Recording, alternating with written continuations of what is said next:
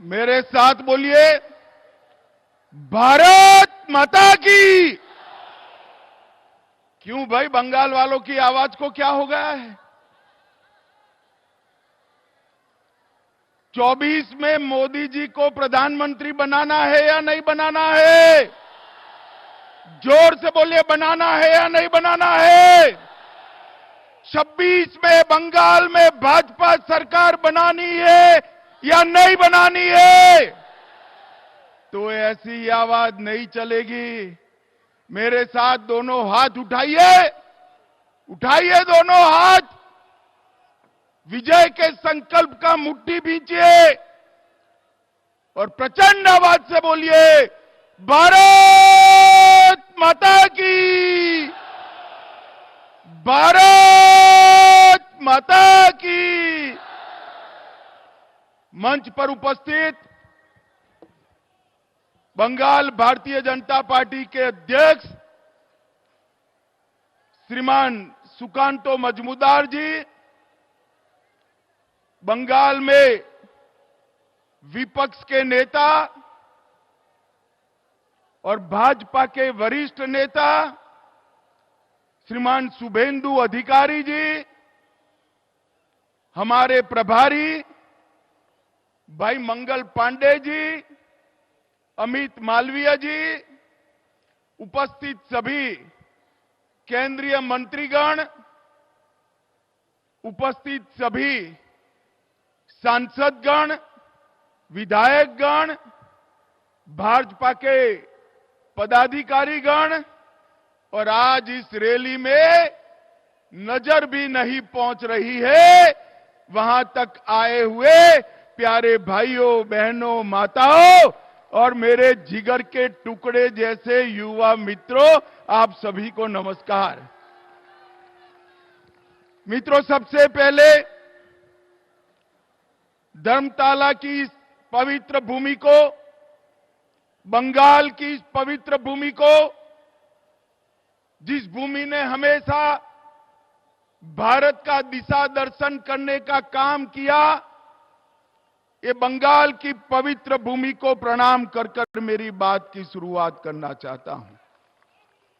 मैं कवि गुरु रविंद्रनाथ ठाकुर, महान राष्ट्रभक्त नेताजी सुभाष चंद्र बोस, युग प्रवर्तक स्वामी विवेकानंद, जनसंघ के स्थापक डॉक्टर श्यामा प्रसाद मुखर्जी और यहां खड़ा हूं तो शेरे बंगाल आशुतोष मुखर्जी को भी प्रणाम कर कर मेरी बात की शुरुआत करना चाहता हूं।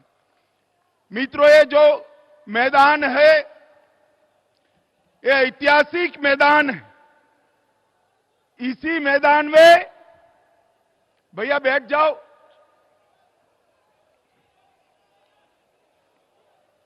इसी मैदान में सोहरावर्दी ने डायरेक्ट एक्शन का कॉल दिया था और यहीं पर महान गोपाल मुखर्जी ने इसका सामना करने का कॉल दिया था। यही मैदान है जिसने पश्चिम बंगाल को हिंदुस्तान के साथ, भारत के साथ जोड़कर रखने का काम किया है। और मित्रों, भारतीय जनता पार्टी के लिए भी ये मैदान बहुत भाग्यशाली मैदान है। मैं इसी दिसंबर महीने में, नवंबर महीने में यहां पर आया था 2014 में और यहां से बंगाल की जनता को, तृणमूल को हटाने का कॉल देने का काम मैंने किया था भारतीय जनता पार्टी के अध्यक्ष के रूप में। और मैं आज बंगाल की जनता का धन्यवाद करना चाहता हूं कि आज बंगाल में 18 लोकसभा सीटें और 77 विधानसभा सीटें देकर बंगाल की जनता ने तय कर दिया है कि यहां पर अगली सरकार भारतीय जनता पार्टी की सरकार बनने वाली है। भाई और बहनों, बंगाल की जनता ने 2,30,00,000 वोट भारतीय जनता पार्टी को दिए, 77 सीटें दी। हमारे नेता शुभेंदु अधिकारी को अभी अभी दीदी ने दूसरी बार विधानसभा से बर्खास्त कर दिया है। मैं कहने आया हूं दीदी, कान खोलकर सुन लो। शुभेंदु जी को आप विधानसभा के बाहर तो निकाल सकती हो, परंतु बंगाल की जनता को चुप नहीं कर सकती। बंगाल की जनता कहती है दीदी आपका समय अब समाप्त हो चुका है। भाइयों और बहनों, सोनार बांग्ला और परिवर्तन के नारे के साथ, मां माटी मानुस के नारे के साथ कम्युनिस्टों को हटाकर दीदी सत्ता पर आई। मैं पूछना चाहता हूं आपको, परिवर्तन हुआ है क्या? जरा जोर से बोलो, हुआ है क्या? घुसपैठ रुकी है क्या? तुष्टीकरण रुका है क्या? पॉलिटिकल वायलेंस बंद हुआ है क्या? भ्रष्टाचार रुका है क्या? मोदी जी लाखों करोड़ों रुपया बंगाल को भेजते हैं, ये तृणमूल के सिंडिकेट वाले वो रुपया को बंगाल के गरीबों तक पहुंचने नहीं देते। मैं आज आह्वान करने आया हूं, अगर 26 में यहां भाजपा सरकार बनानी है तो इसकी नींव 24 के लोकसभा के चुनाव में डालकर मोदी जी को बंगाल से प्रधानमंत्री बनाना चाहिए। भाई और बहनों, 27 साल कम्युनिस्टों का शासन रहा। ममता जी तीसरी टर्म के लिए जीती। लाल भाई और ये तृणमूल कांग्रेस मिलकर बंगाल को बर्बाद कर दी। चुनावी हिंसा पूरे देश में, चुनावी हिंसा अगर सबसे ज्यादा होती है तो बंगाल में होती है। घुसपैठ बंगाल सरकार ममता बनर्जी रोक नहीं पाई। जो ममता बनर्जी कभी घुसपैठियों के लिए पार्लियामेंट चलने नहीं देती थी, वो ममता बनर्जी आज घुसपैठियों को खुलेआम वोटर कार्ड और आधार कार्ड बंट रहे हैं, वो चुप बैठी है। कट मनी से पूरी बंगाल की जनता परेशान, सिंडिकेट की उगाही से पूरी बंगाल की जनता परेशान। और जिस बंगाल में कभी सुबह सुबह रविंद्र संगीत सुनाई पड़ता था, वो बंगाल आज बम धमाकों से गूंज रहा है। मित्रों, बम धमाकों से गूंज रहा है। पूरे देश में गरीबी कम हो रही है, मगर बंगाल में गरीबी कम होने का नाम नहीं देती। भ्रष्टाचार चरम सीमा पर है। मैं बाद में बात करूंगा, मगर मैं आपको बताने आया हूं भाइयों, मैं गुजरात से आता हूं। मेरे जीवन में किसी नेता के घर से इतनी सारी नोटों की गड्डियां किसी ने अपने जीवन में नहीं देखी होगी। मित्रों, जो बंगाल साहित्य, विज्ञान, कला, आजादी का आंदोलन, आध्यात्म, उद्योग और कृषि में पूरे देश का नेतृत्व करता था, वो बंगाल आज सबसे पिछड़ा बनाने का काम दीदी ने किया है। दीदी ने बंगाल को बर्बाद कर रख दिया है। मैं आज बंगाल की जनता को कहने आया हूं, एक बार पूरे देश का विकास देखिए। मोदी जी ने 60 करोड़ गरीबों के जीवन में बहुत बड़ा परिवर्तन लाया है। उनको घर दिया, शौचालय दिया, गैस दिया, पीने का पानी दिया, मुफ्त में अनाज दिया, साथ में शौचालय के साथ साथ 5 लाख तक की स्वास्थ्य की सारी सुविधाएं दी और पूरे देश को कोरोना का दोनों टीका लगाने का काम भी नरेंद्र मोदी जी ने किया। पूरे देश में आतंकवाद को मोदी जी ने समाप्त किया है। मुझे बताओ भाइयों बहनों, ये कश्मीर जो है हमारा है या नहीं है? जोर से बोलो, है या नहीं है? जिस कश्मीर के लिए जिस धारा 370 को हटाने के लिए बंगाल के सपूत श्यामा प्रसाद जी ने बलिदान दिया था, वो धारा 370 को मोदी जी ने समाप्त कर दिया। वामपंथी उग्रवाद को नकेल कसकर समाप्त करने का काम मोदी जी ने किया। भारत के तिरंगे को चंद्रयान के माध्यम से चंद्र पर पहुंचाने का काम नरेंद्र मोदी जी ने किया। नई संसद बनाई और देश के अर्थतंत्र को 11 नंबर से 5वें नंबर पर लाने का काम नरेंद्र मोदी जी ने किया है। और मुझे बताओ बंगाल वालों, अयोध्या में राम मंदिर बनना चाहिए या नहीं बनना चाहिए? दूर तक जोर से बोलो, बनना चाहिए या नहीं बनना चाहिए?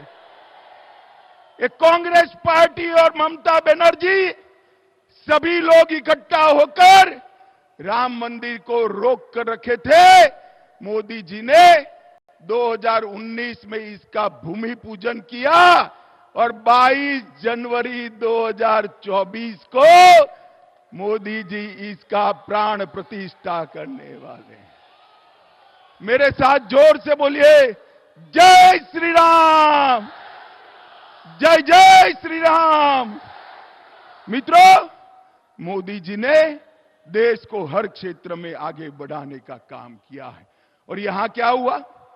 राजनीतिक हत्याएं लगभग 212 भाजपा कार्यकर्ताओं की हत्या हुई। मैं दीदी को कहकर जाता हूं, हम भाजपा वाले हैं, हमारा कार्यकर्ता हमारा भाई से बढ़कर होता है, भाई से बढ़कर होता है। दीदी, भाजपा कार्यकर्ताओं की हत्या की है देश भर का और पूरे बंगाल का एक एक कार्यकर्ता इसका बदला लेने के लिए तैयार है। आप मेरी बात याद रखना। 2026 में जब चुनाव होगा तब मालूम पड़ेगा कि किस प्रकार से राजनीतिक हत्या का वोट देकर बदला दिया जाता है। मित्रों, बंगाल को पूरे भारत के अंदर भ्रष्टाचार के कारण बदनाम करने का काम ममता बनर्जी की सरकार ने किया। ज्योतिप्रिय मलिक, अनुव्रत मंडल, पार्थ चटर्जी, चाहे गाय तस्करी हो, चाहे कोयला तस्करी हो, चाहे भर्ती घोटाला हो, अरबों खरबों रुपया बंगाल की जनता का इन्होंने खाया है। और मैं ममता बनर्जी को आज कहकर जाता हूं, अगर आप में हिम्मत है तो ज्योतिप्रिय मलिक, अनुव्रत मंडल और पार्थ चटर्जी को तृणमूल कांग्रेस से सस्पेंड कर दिखाइए तो बंगाल की जनता मानेगी। वो नहीं कर सकती। हर रोज दुर्गा का स्तवन कर रही है कि तीन कहीं भतीजे का नाम न बता दे, भतीजे का नाम न बता दे। जो खुद मिले हुए हैं वो बंगाल को भ्रष्टाचार से मुक्त नहीं कर सकते हैं। मित्रों, इतने सारे भ्रष्टाचार हुए हैं कि संसद की पवित्रता को भी तृणमूल कांग्रेस के सांसदों ने समाप्त कर दिया। भेंटे लेकर, सौगादे लेकर सवाल पूछने वाले सांसद और वो पार्टी बंगाल और भारत का भला कर सकती है क्या? जोर से बोलिए, कर सकती है क्या?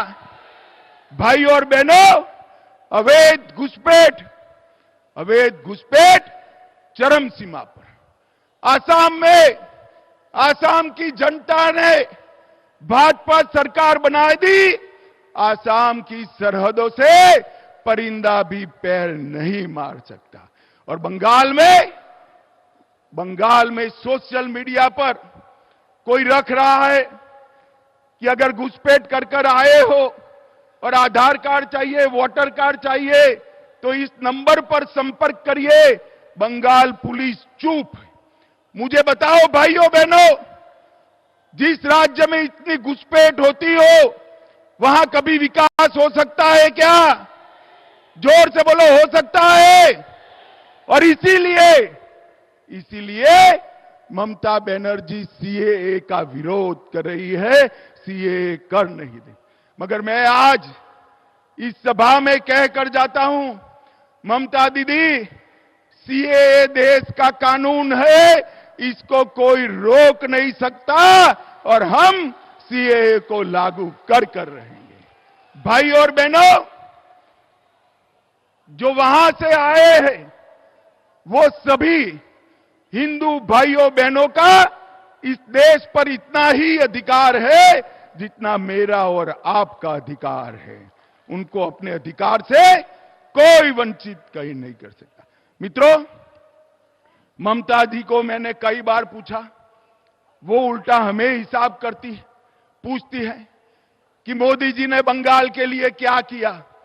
ममता दीदी, आप मेरा भाषण जरूर सुन रही होगी। मैं हिसाब लेकर आया हूं, कान खोलकर सुन लीजिए, हिसाब लेकर आया हूं। जिस सरकार में आप मंत्री रही, यूपीए सरकार, जिस सरकार को आपने समर्थन किया, उसने 2004 से 14 में बंगाल को क्या दिया? ग्रांट इन एड और डिवोल्यूशन का सिर्फ 2 लाख करोड़ रुपया दिया। कितना दिया भाइयों बहनों, बोलो तो? और मोदी जी ने 2 लाख करोड़ के सामने 10 साल के सामने 9 साल में 6,70,000 करोड़ रुपया देने का काम नरेंद्र मोदी जी ने किया। और 1,80,000 करोड़ रुपया नरेगा में 3.5 गुना ज्यादा हमने दिया।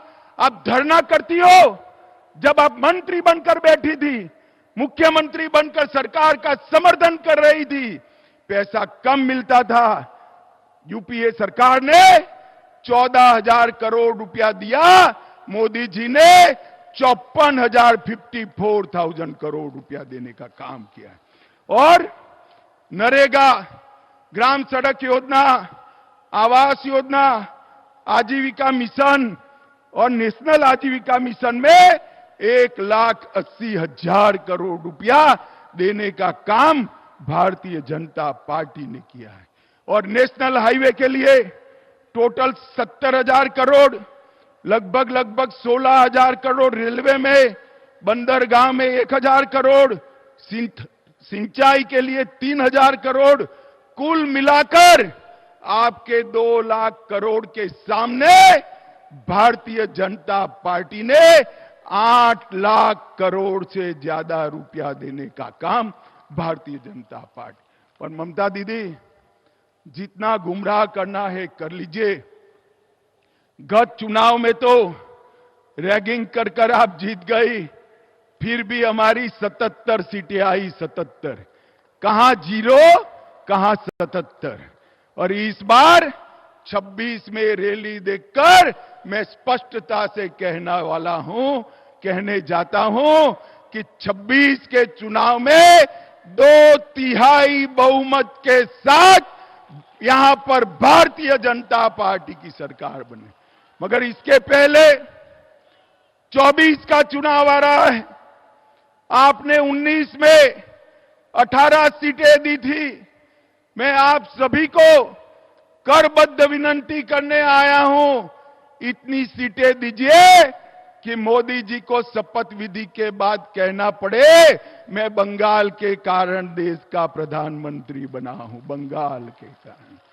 भाई और बहनों, बंगाल का भला ये भ्रष्टाचारी परिवारवादी तृणमूल कांग्रेस नहीं कर सकती। बंगाल का भला एक कम्युनिस्ट नहीं कर सकते, और कांग्रेस पार्टी तो तृणमूल के शरण में गई हुई पार्टी है, वो बंगाल का भला नहीं कर सकती। बंगाल को आगे ले जाने का काम, बंगाल को सोनार बांग्ला बनाने का काम केवल और केवल मोदी जी के नेतृत्व में भारतीय जनता पार्टी कर सकती है, और कोई नहीं कर सकता। भाई और बहनों, मुझे बताओ, ये भ्रष्टाचारी ममता सरकार को हटाओगे? जोर से बोलो अंत तक। भ्रष्टाचारी ममता सरकार को हटाओगे? 24 में मोदी जी को फिर से प्रधानमंत्री बनाओगे? 26 में 2/3 बहुमत से भाजपा सरकार बनाओगे? घुसपैठ रोकनी है, जोर से बोलिए, घुसपैठ रोकनी है, सीएए लाना है, भ्रष्टाचार रोकना है, सीमाएं सुरक्षित करनी है, बंगाल के गरीब का विकास करना है, बंगाल की अस्मिता वापस लानी है। अगर सब करना है तो उखाड़ कर फेंक दो ये ममता बनर्जी की सरकार को, और यहां पर भारतीय जनता पार्टी की सरकार बनाओ। मैं बंगाल की जनता को भरोसा दिलाकर जाता हूं कि बंगाल का विकास मोदी जी की सबसे बड़ी प्राथमिकता बंगाल का विकास है। हमें एक ऐसी सरकार चाहिए जो मोदी जी को विकास करने के लिए अनुकूल भूमि तैयार करे। ममता बनर्जी मोदी जी को विकास नहीं करने देती है। भाई और बहनों, यहां कमल फूल की सरकार बनाइए, नरेंद्र मोदी के नेतृत्व में भाजपा सरकार बनाइए, और 24 में फिर से मोदी जी को प्रधानमंत्री बनाइए। यही मेरा आप सबसे अभ्यर्थना है। नमस्कार। मेरे साथ बोलिए, दोनों हाथ ऊपर करिए जरा, अंत तक, पीछे तक, दोनों हाथ ऊपर करिए और प्रचंड आवाज से बोलिए, भारत माता की, भारत माता की, वंदे वंदे वंदे, भारत माता की। Bharatiya Janata party, Bharatiya Janata party, Narendra Modi, Narendra Modi. धन्यवाद धन्यवाद माननीय